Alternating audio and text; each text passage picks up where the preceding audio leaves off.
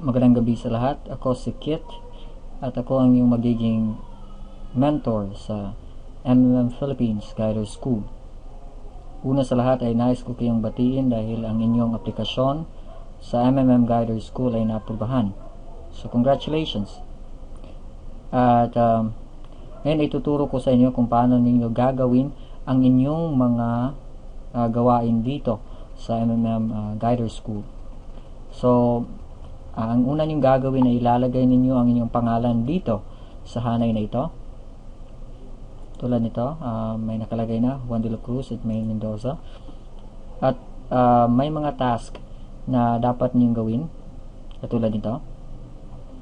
Sa araw ng paghahanda, ito ang mga task na gagawin ninyo.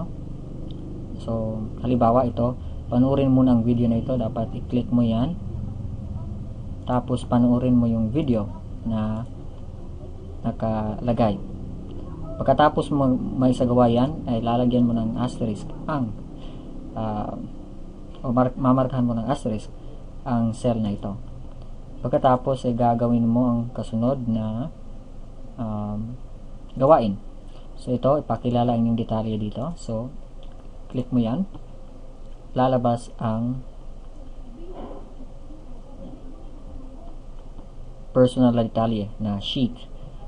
Kung yung natatandaan, kung anong numero mo dito sa row na ito, ay siya rin magiging numero mo sa buong dokumento na ito.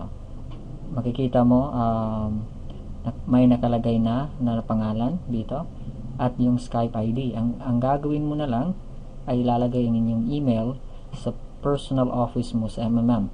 Dapat tama ang nakalagay na email address dito dahil pag hindi ma-upgrade ang inyong account from member to guider. Lungsod, syudad mo dito sa Pilipinas, o kapag nasa abroad ka, ay ilagay mo ang bansa na nasaan ka ngayon. Ang inyong guider sa MMM.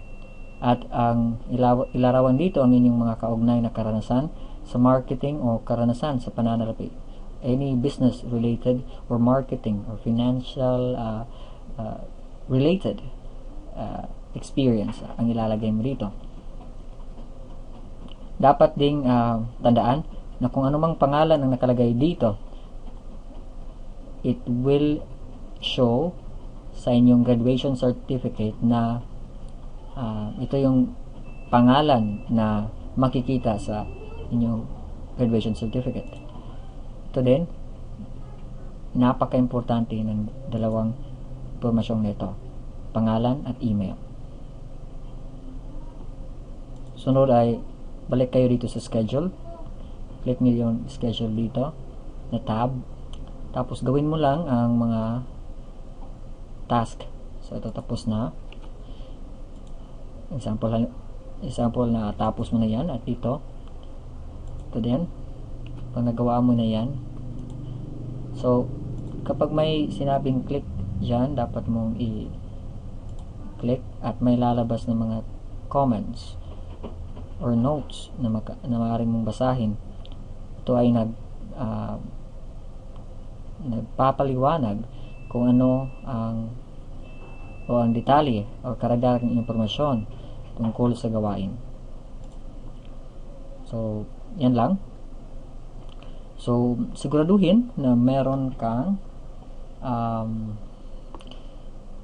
microphone o mikropono na gumagana, meron kang speaker o hindi kaya headset na gumagana, at dapat nyo ring subukan kung makakapasok kayo sa GoToMeeting session.